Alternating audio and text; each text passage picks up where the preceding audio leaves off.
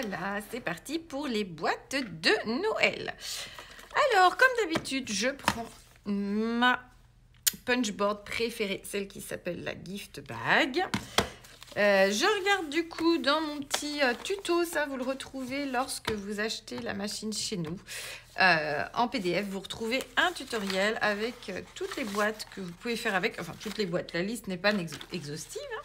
Donc justement, aujourd'hui, je suis partie sur la numéro 16. C'est ce format-là. Mais comme je le trouvais assez large, du coup, je vais le faire en taille S. Donc, je vais adapter un tout petit peu. Donc, je vais d'abord commencer par couper mon papier. Donc, je vais partir sur un papier blanc. Et du coup, comme on est sur une taille S, je vais prendre 25,4 de large. Alors, 25,4, voilà.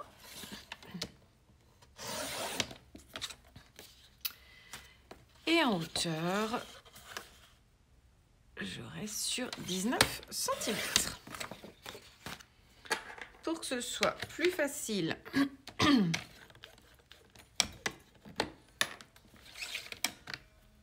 comme d'habitude, je vais faire mes plis à 3,5. Donc, je vais faire de chaque côté. Car ce pli à 3,5, ça correspond à celui qu'on fait ici. Mais du coup, je trouve ça plus facile avec le massicot. C'est plus rapide. Donc, voilà. Donc là, j'ai mes 3,5 de chaque côté, en haut et en bas. Ouais, là, on les voit bien, les deux plis. Et maintenant, je travaille donc avec ma petite machine.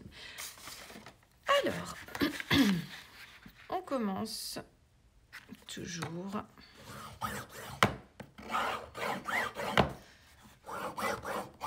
par la première partie avec le triangle. Ça, normalement, ça fait 2-3 ans, je crois, que vous me voyez faire. Donc, vous devez avoir l'habitude. On perce au fur et à mesure.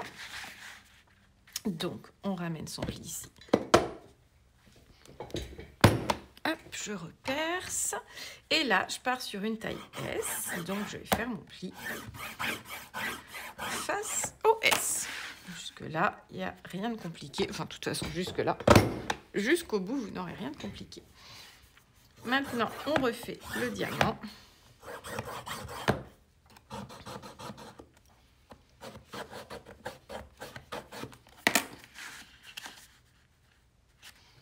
Je replie ici. Et donc, le dernier à S. De toute façon, le principe, hein, c'est toujours le même. Donc, si vous m'avez déjà regardé les années précédentes, c'est toujours la même chose. Et on se retrouve donc avec ça. Alors, je vais aussi couper de l'autre côté juste à un endroit. Donc là, plus votre papier est épais, plus c'est difficile. C'est pour ça que je me mets debout, c'est plus facile. Donc, on n'en garde que un et je vais couper tout le reste car ça ne nous servira à rien.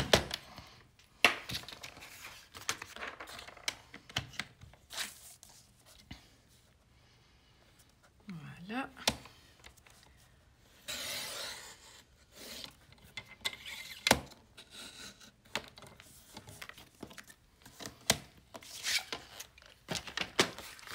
Là, je vais couper cette partie qui ne nous sert pas non plus.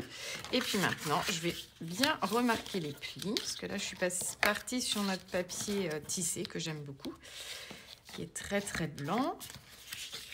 Et avec une texture, donc c'est sympa. Et là, j'avais envie de ça pour Noël.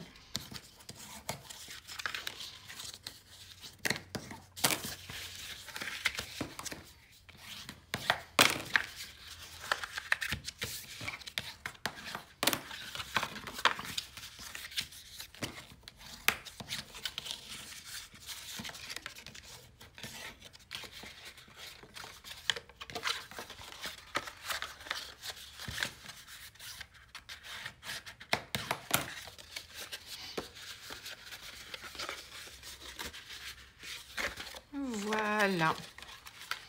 Et maintenant, il n'y a plus qu'à coller du coup le petit rabat, vous voyez, de 1 cm. Donc, à coller cette partie-là ici. Et puis, en bas, on va venir coller aussi comme ceci. Ça va nous faire ça. Et sur le devant, comme ça. Donc voilà, bah c'est parti. Maintenant, je l'ai fait en série et puis je ferai la décoration après. Et voilà le résultat de mes petites boîtes. Alors, rien de très compliqué. Ici, j'ai mis de la pâte de texture avec le pochoir diamant de la collection de Noël cette année. Ici, vous avez notre reine que j'ai embossée en doré. Et puis, j'ai juste mis un petit peu de vert ici. Et puis, un petit peu de doré sur ces reines. Ici, on a les feuillages vert clair et vert foncé qui sont aussi des die de cette année. Et puis là, les petits prénoms embossés en blanc sur du vert foncé.